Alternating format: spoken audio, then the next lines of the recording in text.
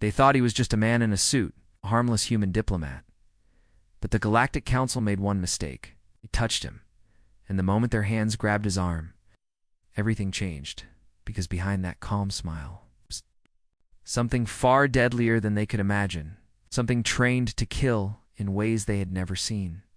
Now, locked inside a station filled with alien soldiers, one human will turn their pride into fear, and their fear into silence. The Galactic Council station floated like a silver fortress in the black ocean of space. It was the size of a small moon, wrapped in glowing shields, armed with more weapons than some planets owned.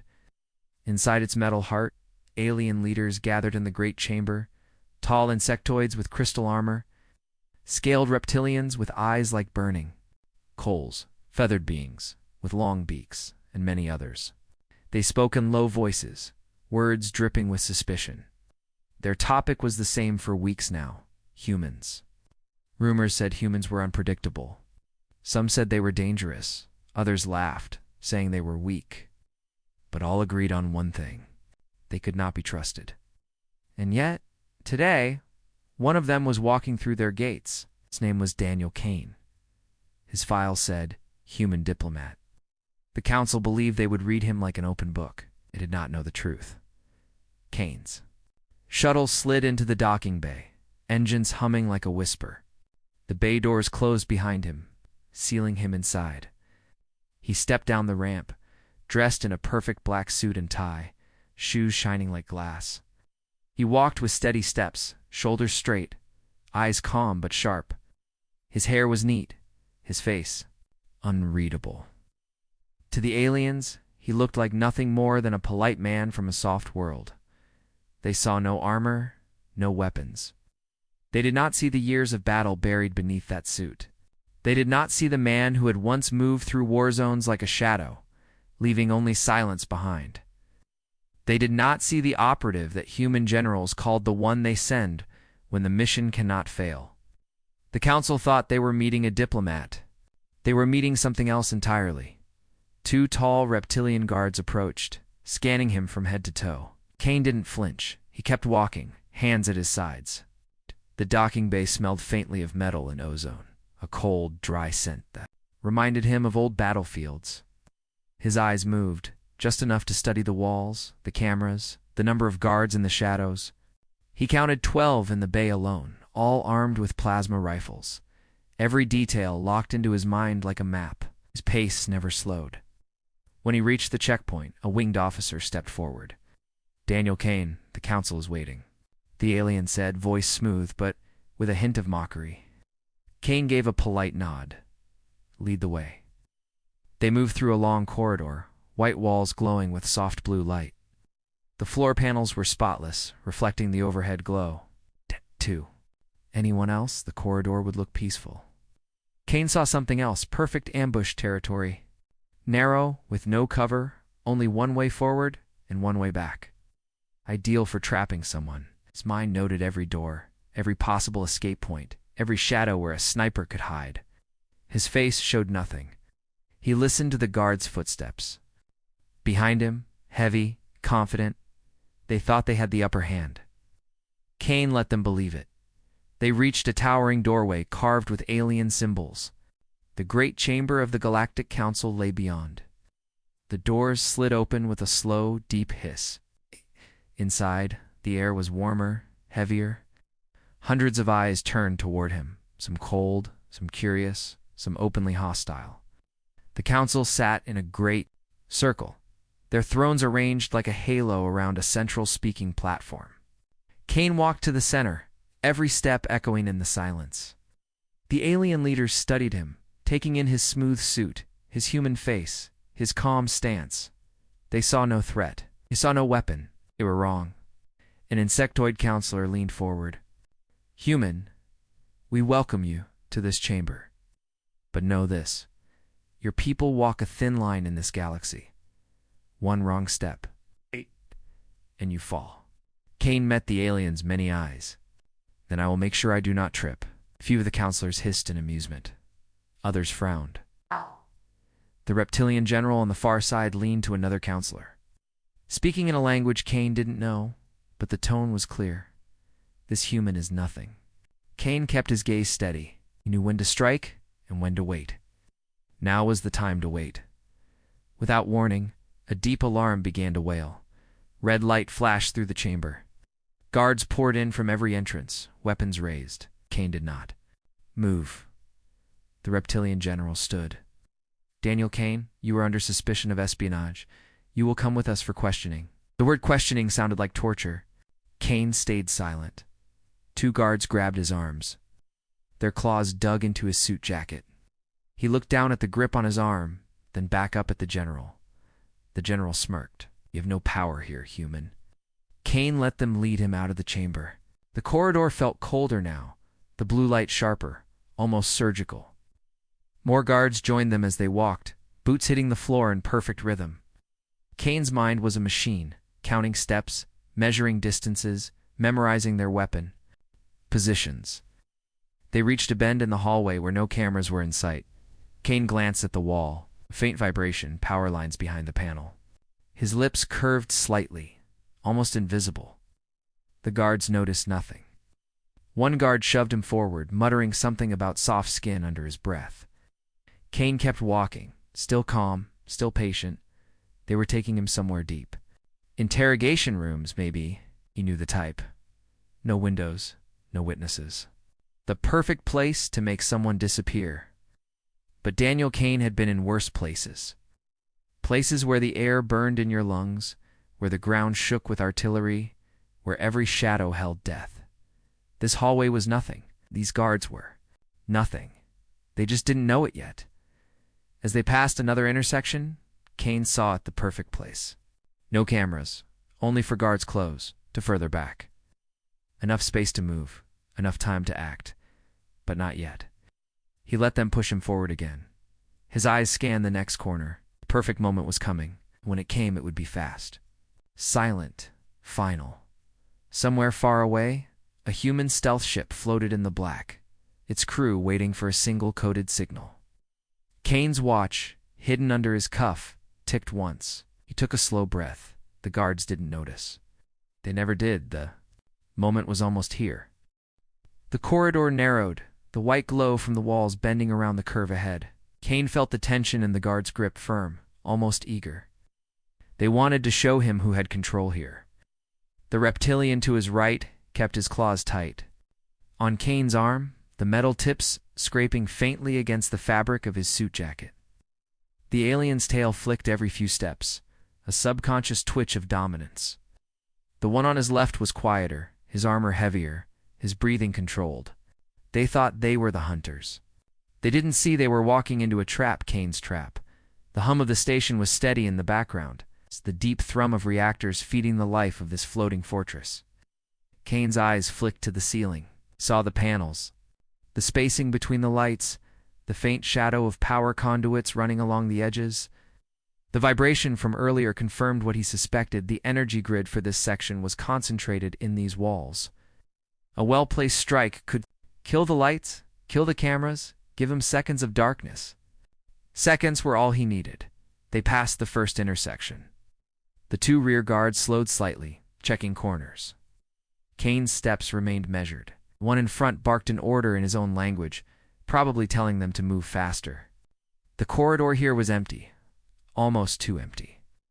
No maintenance crews, no drones, just polished floors and silent walls. Kane could feel the moment sharpening in his mind, like a blade being honed. His breathing was slow, his heartbeat was steady. His fingers twitched once, just enough to feel the stretch in the joints. The guard on his right noticed nothing. Good. They turned the corner, and Kane struck. In a blur of motion, his right arm snapped upward, breaking the grip of the reptilian guard. His elbow drove backward into the alien's throat, cutting off a hiss of surprise. At the same time, his left hand shot to the other guard's wrist, twisting hard until bone and metal plates popped with a sickening crack. The plasma pistol clattered to the floor. Kane kicked it up with the tip of his shoe, caught it in one smooth motion, and fired. The bolt tore into the first guard's chest, sending him sprawling against the wall in a spray of purple blood. The 2 rear guards shouted, rifles coming up. Kane spun, firing twice. The first shot hit the lead alien between the eyes, his body going limp before he even hit the ground. The second ducked instinctively, the bolt scorching the wall. Kane didn't waste time. He darted forward, closing the gap in 3 long strides. His free hand grabbed the alien's weapon, yanked it sideways, and slammed the butt into the guard's jaw. Bone cracked. The alien collapsed, moaning, blood pooling beneath his head. Silence. The smell of burned ozone and alien blood hung heavy in the air. Kane lowered the pistol, his eyes scanning for movement. None came. He crouched, pulling a small device from inside his sleeve, a coin-sized black disc with a single blinking red light. He pressed it against the wall near a junction panel. The light turned blue. The disc began to hum softly. 10 seconds, it would release a pulse strong enough to fry the local power grid for this section. Kane stepped back, checked the corridor once more, and waited. When the pulse came, it was silent. The lights above flickered once, then died, plunging the hallway into deep shadow. Emergency strips glowed faintly at the floor edges, painting the walls in dull red. Kane's face looked even colder in the dim light. Somewhere deeper in the station, alarms began to shift, the system registering power failure in multiple cameras.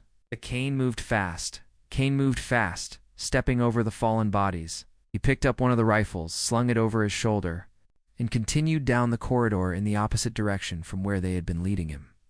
His mind mapped the station in real time, piecing together what he had seen on the way in and what he knew from human intelligence reports. If the Council's central chamber was the head, then their main security hub was the heart. He was going for the heart. He kept to the edges, moving through maintenance alcoves and side corridors. Twice, he heard boots ahead and slipped in two, a shadow until they passed. The EMP charge had confused their coms. Voices came through the guards' radios in bursts of static and half-words. Perfect. Confusion was his ally. Every now and then, Kane's gaze swept over his own reflection. In the glossy floor panels, the suit was still immaculate, though now dotted with faint specks of alien blood. He adjusted his tie once, almost casually, as if preparing for a meeting. At the next turn, a patrol of 3 armored insectoids came into view. They were scanning doorways, moving slow, weapons ready. Kane stepped back into the shadows of a half-open maintenance hatch. The patrol approached. As the lead alien passed, Kane's hand shot out, dragging him into the hatch and silencing him with a precise strike to the base of the skull. The other 2 turned, weapons up, but Kane was already moving. He rolled low, came up between them, and slammed the butt of his pistol into the first's abdomen. The alien folded over, gasping. Kane took the rifle from his hands and fired into the second's chest before the alien could even aim. In less than 10 seconds, the patrol was down. Kane dragged the bodies into the maintenance hatch, leaving the corridor clean. He moved on, his pace quickening. Somewhere behind him, the first wave of confusion was turning into panic. Guards would be swarming soon. He needed to be where they least expected him before they realized what was happening. A voice crackled faintly in his ear, the human stealth ship. Signal received. Do you need extraction? Kane's reply was quiet cold. Not yet. They aren't afraid enough? He shut the channel. His mission wasn't just survival, it was a message. The Galactic Council needed to learn what happened when they crossed the wrong human, and he would make sure they remembered it forever. The next corridor ended in a heavy door marked with alien symbols for restricted.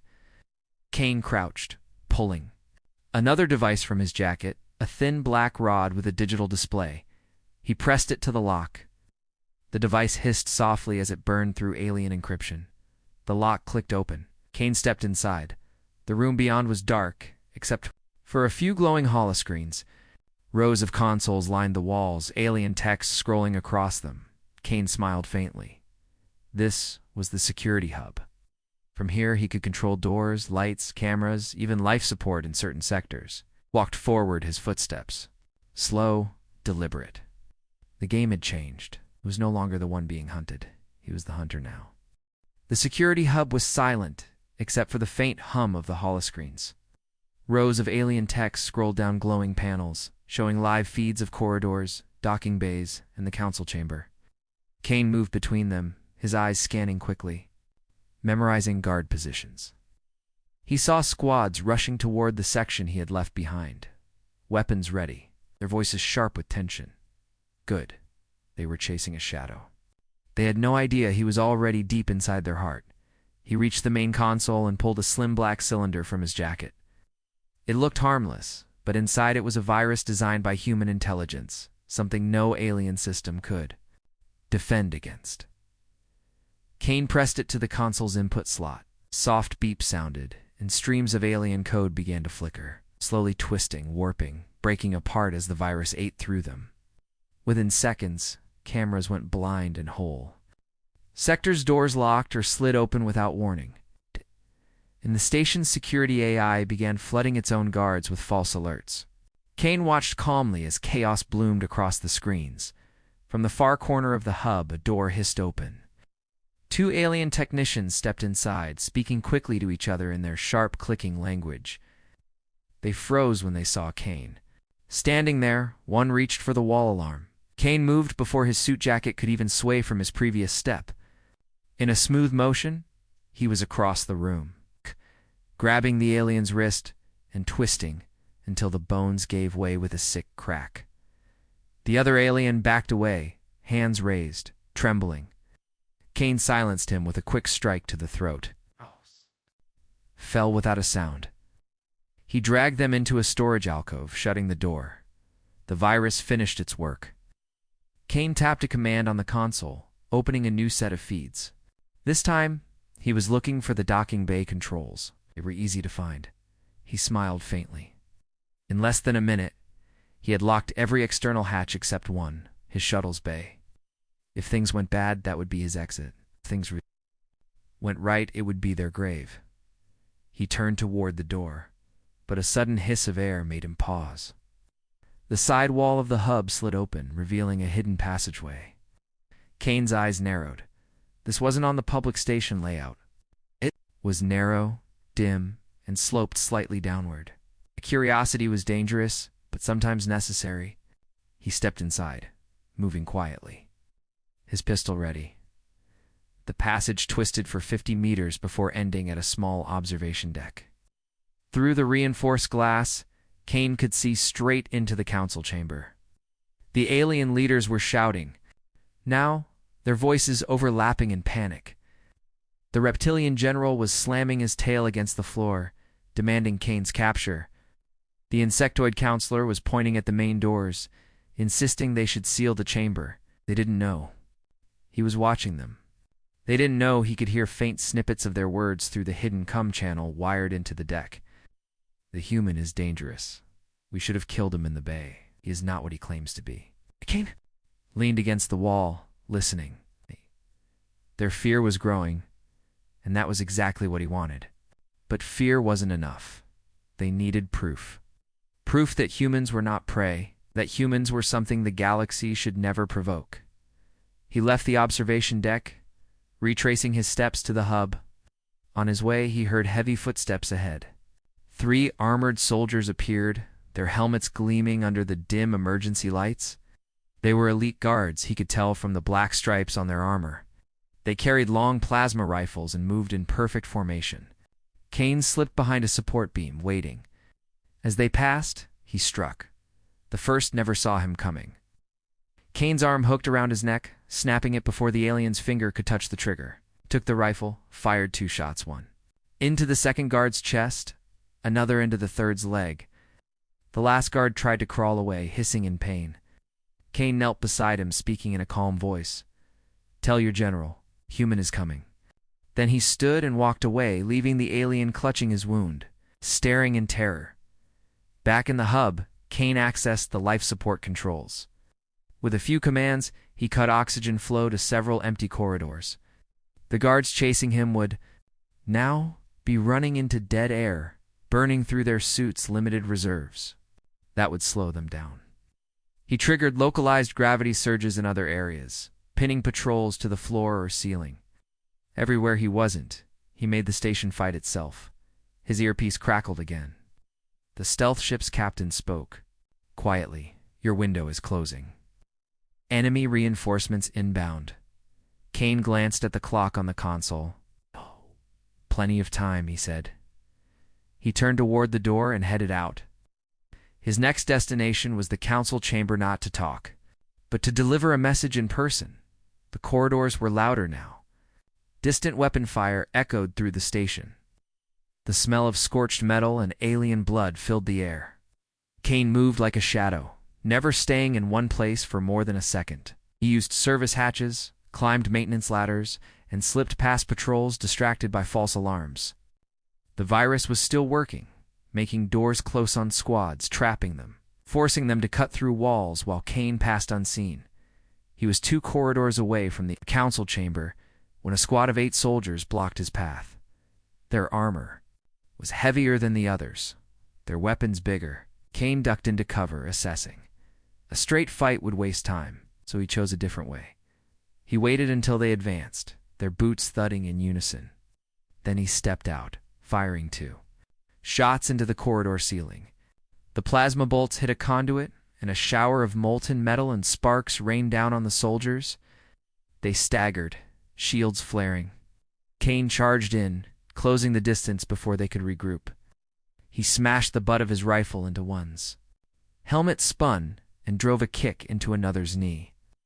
Plasma bolts hissed past him, burning into the wall. Kane rolled low, came up behind the last guard, slammed him into the bulkhead so hard the alien's helmet cracked. When it was over, the corridor was littered with motionless bodies.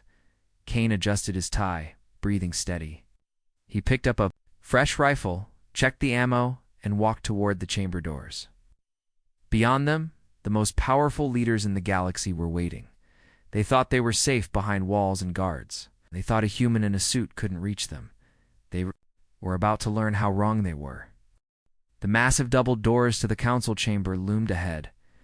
Tall and black, carved with ancient alien symbols of authority. 2 final guards stood in front of them. Towering insectoid warriors with heavy plasma halberds and armor thick enough to stop most weapons. Their multifaceted eyes fixed on Kane as he approached. It heard the alarms. They had seen the fear in the faces of others, but they still stood because this was their duty. Kane slowed his steps, his rifle hanging loose in one hand, his face calm. The guards lowered their weapons, blocking the way. One hissed, a warning sound that echoed off the corridor walls. Kane said nothing. Instead, he took 2 slow steps closer. The insectoids tensed, their legs shifting, claws tightening. On the halberds, Kane's eyes locked on theirs. In the quiet before the storm, he could hear their breathing fast, uncertain, hiding under the mask of discipline. The first guard raised his weapon to strike. Kane moved before the blow came down. In a blur, the rifle in his hand snapped up, firing point blank into the guard's chest. The alien staggered, his armor flaring as it absorbed the first hit, then cracked under the second. He collapsed, twitching. The second guard lunged forward, halberd sweeping in a wide arc.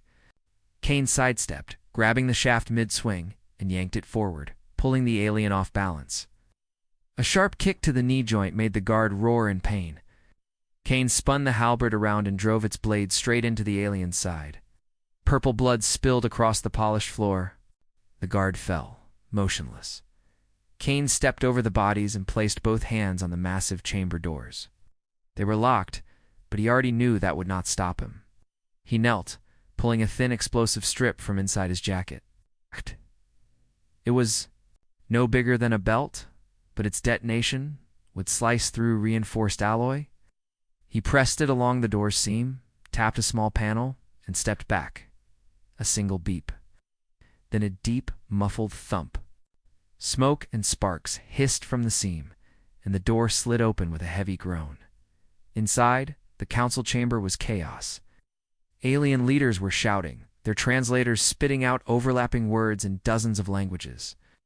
Holoscreens flickered, with emergency alerts showing red sectors all over the station. The reptilian general was at the center of it all, barking orders to his aides.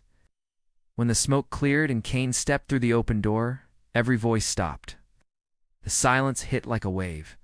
Kane walked into the center of the chamber, his shoes tapping softly on the polished black floor. His rifle hung at his side, the halberd blade still wet in his other hand. He stopped in the exact center of the room, surrounded by the most powerful beings in the galaxy. His gaze swept over them, cold, measuring. They were seeing him now not as a diplomat, not as a man in a suit, but as something else. The reptilian general's voice cut through the silence. "Seize him," he roared, but no one moved. The guards who would have obeyed were either gone or lying unconscious in the corridors Kane had walked through. The counselors looked at each other, and in their hesitation, Kane saw it. Fear. He let the moment stretch, the weight of silence pressing down. Then he reached into his jacket and pulled out a small projector the size of his palm. He placed it on the central platform and activated it. A hologram flared to life footage from the security hub, showing corridors littered with defeated alien soldiers. The council watched as the images shifted, elite guards pinned by their own gravity fields, patrols trapped in sealed corridors, squads gasping for air in oxygen-starved sectors. Kane had done all of it alone. This, Kane's voice was calm, controlled, the voice of someone who didn't need to raise it to be heard. Is what happens when you put your hands on a human without understanding what you've touched. He took a slow step toward the reptilian general. Earth came here in peace. He asked for respect. You answered with chains. General bared his teeth. You are a threat to this council. Kane's eyes didn't waver. No, I'm a warning. The insectoid counselor clicked nervously. What?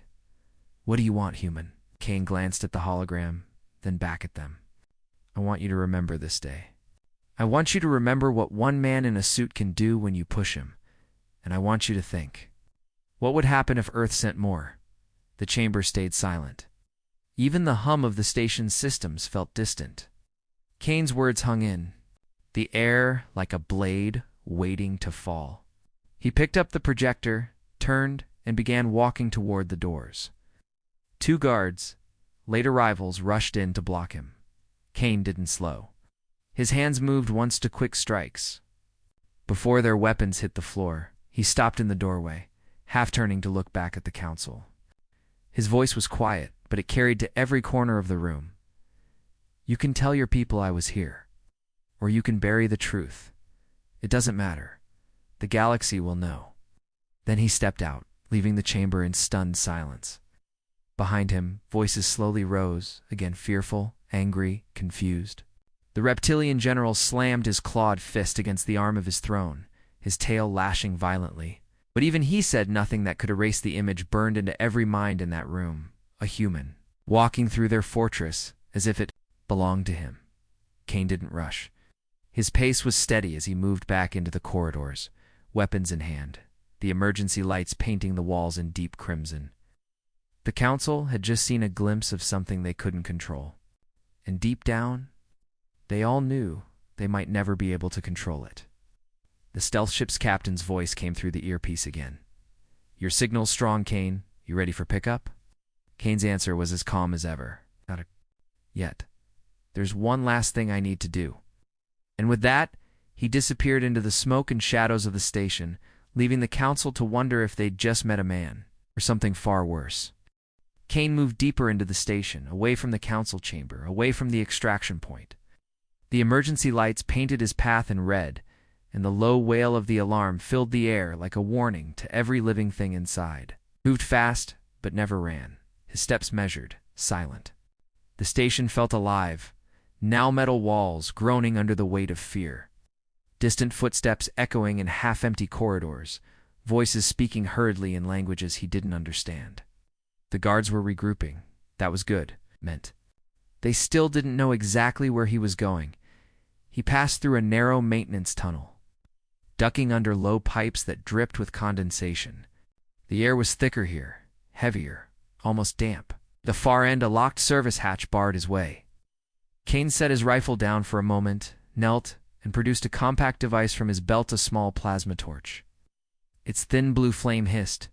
As it cut through the hatch's locking mechanism like it was paper, the metal door fell open with a dull clang, revealing a wide, dimly lit hall beyond. This was the station's main communications hub. Rows of glowing panels lined the walls, cables as thick as his arm running along the ceiling and disappearing into the floor. This was where the Council's words became signals, traveling across the galaxy to every allied world. Kane stepped inside, his boots clicking softly on the grated floor. He knew what he was about to do would not just be an act of violence, it would be a message.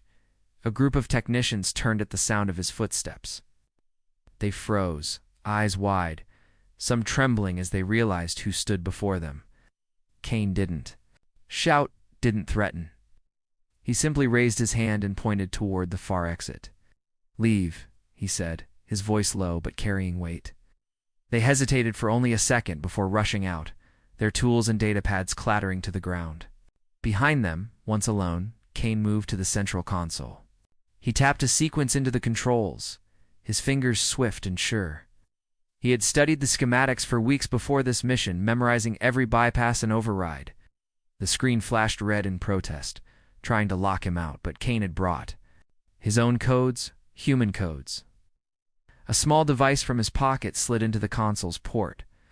Within seconds, the station's communication systems were no longer theirs. They were his. He didn't destroy them, not yet. Instead, he began broadcasting. His voice went out on every open channel, his image projected into the air of countless ships and outposts. To every listening station, to every council world, hear this. Earth is not your enemy. But if you come for us, if you put your hands on us, this is what will follow. Behind him, the feed shifted to show live footage from earlier Kane walking through corridors littered with unconscious and defeated soldiers. Kane standing alone in the center of the council chamber, Kane looking directly into the eyes of the galaxy's rulers. The transmission lasted less than 30 seconds before alarms blared and the hub's side doors burst open. Armed soldiers poured in, weapons raised. Kane didn't look back at the console. He didn't need to. The message was already out. He turned, rifle snapping up, and the fight began. The first volley of plasma bolts lit the room in blue-white flashes. Kane moved like a shadow, darting between control banks, firing in short bursts. 2 soldiers fell before they knew where he was. Another tried to flank him, but Kane's knife was faster, the blade sliding between armor plates with precision. The air filled with smoke and the sharp scent of burnt circuitry as stray shots struck the panels. Sparks rained down. Kane ducked behind a column as a heavy gunner entered, his weapon roaring with a stream of energy bolts. The blasts tore through the console Kane had used, but he was already moving, rolling across the floor and firing twice into the gunner's chest. Massive aliens staggered, then toppled backward into a tangle of cables. Kane didn't stop. He pushed forward, clearing the last of the soldiers with efficient, silent violence. The hub was a ruin. Now smoke, scorched metal, bodies sprawled across the floor. Kane walked back to the central console, pulled his device free, and began setting a timed overload. In exactly 3 minutes, the entire communication network would burn out. Not just for this station, for every council relay linked to it. He turned toward the exit and began to walk. In the distance, he could hear more boots pounding on metal floors, more shouts in alien tongues. But none of them mattered. The message was already spreading. Worlds far beyond the Council's reach were seeing what one human could do. And they were wondering if they had underestimated Earth. His earpiece crackled again. "Kane, this is your last chance for pickup before the window closes." He spoke without breaking stride. "They'll make it." The corridors twisted before him, some lit, others dark, some filled with drifting smoke. He moved through them like water through cracks, avoiding choke points. Using service shafts the guards didn't think to cover. The station shook slightly beneath his feet, an overload warning for the comms hub. Somewhere behind him, the heart of the Council's voice was seconds from going silent. Finally, a viewport opened up on his left, showing the blackness of space and the tiny lights of distant stars. And there, almost invisible, was a dark silhouette Earth stealth ship. Waiting for him, just beyond the station's sensors. Kane pressed a hand to the glass for a moment, his reflection staring back at him. In that moment, he wasn't thinking about the fight or the kills. He was thinking about the looks on the faces of those council members, the sudden understanding in their eyes. That was worth more than any explosion. The final tremor came a minute later, a deep, rolling shudder as the comms hubs overload. Detonated.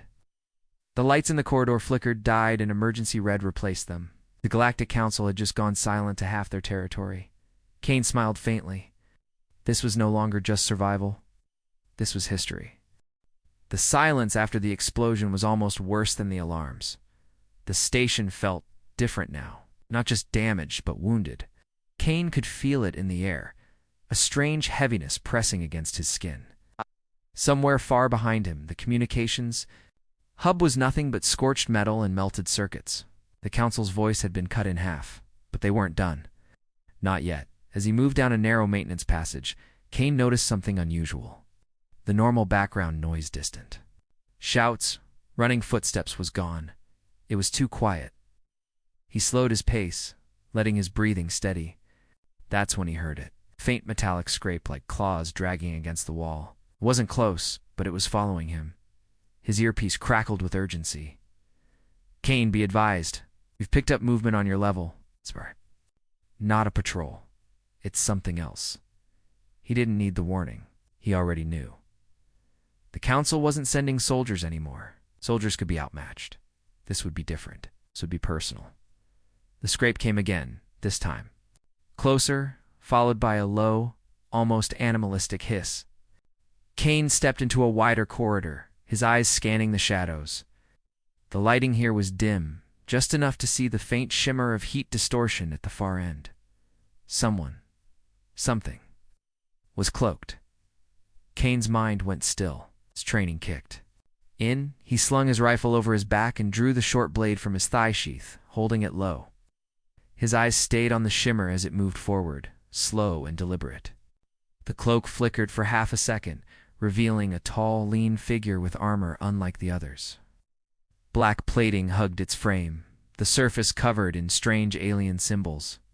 Its face was hidden behind a mask of polished bone, smooth, except for two burning yellow eyes. The figure stopped 10 paces away, standing perfectly still. Then it spoke, its voice a low rumble that echoed through the corridor. Human, the council says you are dangerous, I say. You are prey. Kane didn't reply. He only adjusted his stance. The assassin tilted its head, as if amused. Then, the cloak rippled, and it vanished completely. For a heartbeat, nothing moved. Then Kane pivoted, his blade flashing up just in time to block a strike from nowhere. The impact sent a jolt through his arm. The assassin reappeared mid-swing, a curved blade in each hand. It pressed the attack immediately, slashing with precision. Its movements faster than any soldier Kane had faced.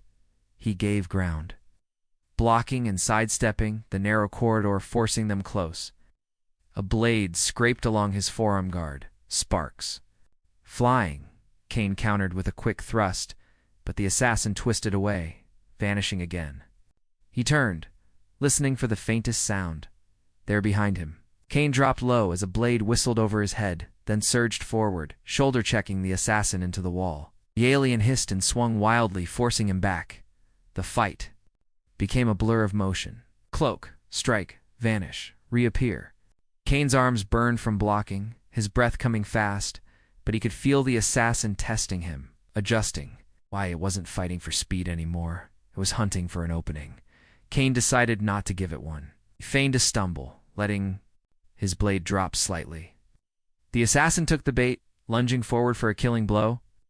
In that instant, Kane's free hand shot up, a small EMP charge snapping onto the assassin's chest. The detonation was silent, but devastating. The cloak collapsed in a burst of static, and the alien's armor sparked violently. Now fully visible, the assassin roared and came at him with renewed fury. Kane didn't retreat this time. He stepped into the attack, parried hard, and drove his blade up under the assassin's arm where the armor was weakest. The alien froze, yellow eyes wide, then collapsed forward against him. Kane shoved the body aside and stepped back, breathing heavily. He crouched for a moment, retrieving his EMP device. The corridor smelled of ozone and burnt metal, Kane knew. What this meant, the council was willing to sacrifice their best killer just to stop him. And they had failed. His earpiece came alive again. Kane status. Target down, he replied simply. Good. You've got 3 minutes to reach the extraction point before their next wave arrives. Move. Kane started forward again, but now the station felt even more dangerous. The assassin had been quiet, precise. Whatever was coming next would not be. He pushed through a hatch into another corridor, his boots echoing in the empty space. Ahead, a faint red glow marked the docking bay. His ship was beyond it, but between here and there, he could already hear them gathering. Dozens, maybe hundreds. He tightened his grip on the rifle. The fight wasn't over. It was only about to get louder. The red light at the far end of the corridor was brighter now, pulsing like a heartbeat. Kane could hear the low thrum of engines through the floor. His ship was ready. The docking bay was so close, yet every step toward it felt heavier. His muscles ached from the last fight, but he didn't slow down. Quiet around him wasn't peace. It was the calm before something violent as he neared the final corner. Kane pressed his back against the wall and risked a quick glance. The docking bay stretched wide. Its high ceilings hung with shadows from the flickering overhead lights. His ship waited on the far platform, engines glowing faintly. But between him and the ship, the bay was filled with bodies. It's not just soldiers. This time, the council had gathered every kind of fighter. They had armored infantry, aerial drones hovering in the air, heavy combat suits standing like statues with cannons for arms, and in the center of them all, watching with a stillness that felt wrong, was a figure in long crimson robes. The face was hidden beneath a hood, but Kane could feel the presence like static in the air. Whoever it was, the soldiers gave them a wide berth. This wasn't just another commander. This was someone the council feared. Kane ducked back, thinking fast. Charging straight through would be suicide. But there was no other route. His ship was his only chance, and the council clearly knew it. They had built a wall of steel and fire between him and freedom. He reached into his belt pouch, fingers closing. Around to smoke grenades, not enough to hide him for long, but enough to break the first line. He took a deep breath, steadying his heart. Then he pulled the pins and rolled both grenades into the bay. A hiss of thick gray smoke swallowed the front ranks. Kane burst through the haze, rifle raised. The first soldier dropped before the others even registered his presence. Then the shouts began. Beams of blue energy slashed through the smoke, some hitting the floor near his feet, others searing the air past his head. Kane kept moving, zigzagging between cover, every shot precise. A drone swooped low, its weapons locking on him. But he snapped off a burst and sent it spinning into the wall in a burst of sparks. Another drone came from the side. He caught it with the butt of his rifle, smashing it down before firing into the nearest heavy suit's visor. The smoke was thinning fast. Shapes loomed ahead, bigger and harder to bring down. Kane switched. 2 grenades, lobbing one toward a cluster of infantry. The blast shook the bay, sending bodies sprawling. But even before the dust settled, more soldiers were moving in from the edges. That's when the robed figure stepped forward. The soldiers around them stopped firing, as if ordered without words. The figure lifted its head, and beneath the hood, Kane saw a pale, almost silver skin and eyes that glowed with cold light. Kane Reddick, the voice said, not loud, but it carried across the entire bay. You have caused much noise.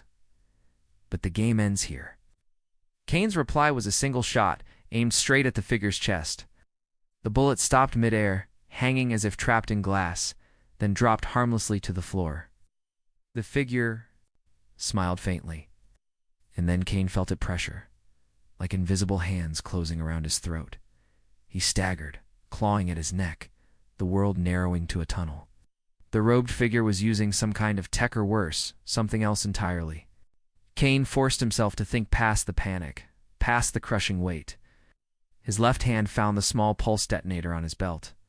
With his last breath, he clicked it. A deep vibration rolled through the bay as several charges he had planted earlier in the maintenance tunnels detonated at once.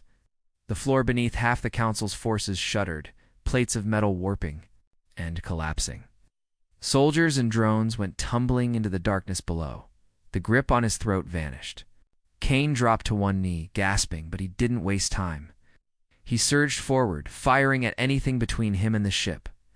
The robed figure watched him come, their expression unreadable, making no move to stop him again.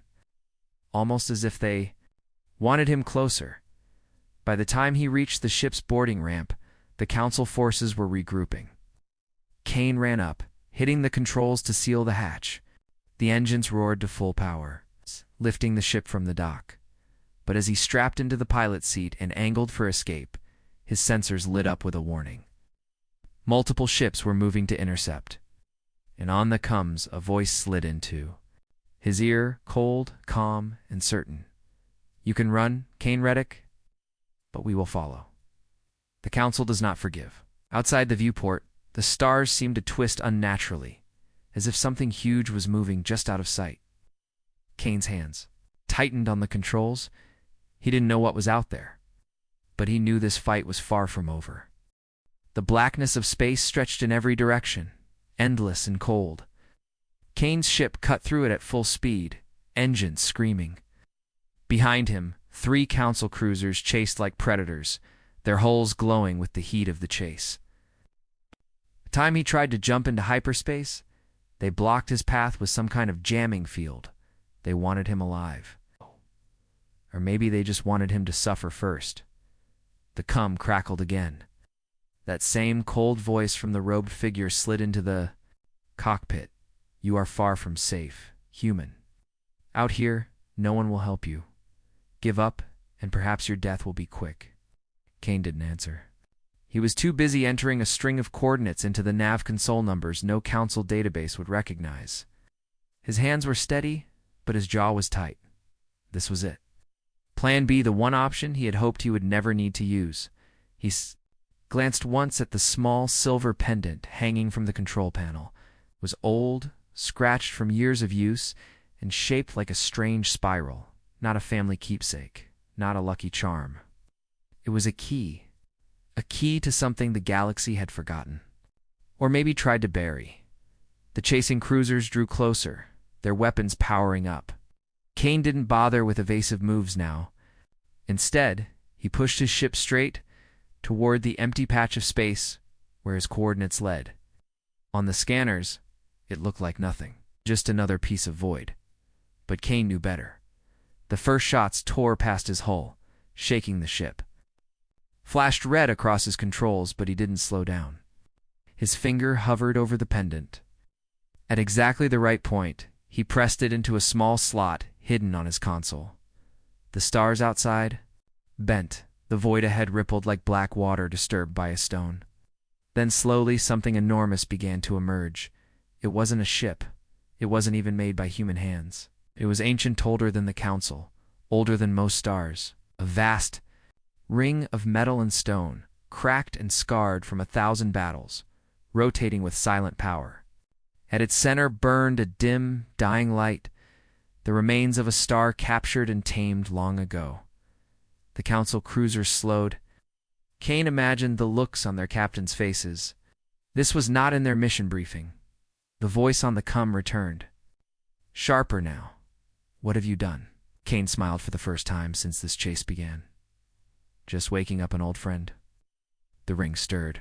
Massive plates shifted, revealing what lay within rows upon rows of dormant machines. Each the size of a city block, they unfolded like the wings of giant predators, their eyes glowing as systems reactivated. The Council ships opened fire, but their shots fizzled harmlessly against the ring's field. One of the machines moved, slow at first, then with terrifying speed. It launched forward, striking a cruiser with such force that the ship broke apart in a spray of fire. Kane's ship slipped through the ring, shields brushing against its invisible barrier. The ancient station didn't target him. It knew his signal outside. Chaos exploded.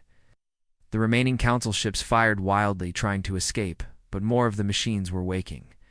They didn't just attack, they hunted, weaving through debris. With impossible precision, the com filled with shouts, commands, and finally, silence. One by one, the Council ships were erased from the black. Inside the cockpit, Kane watched, without flinching.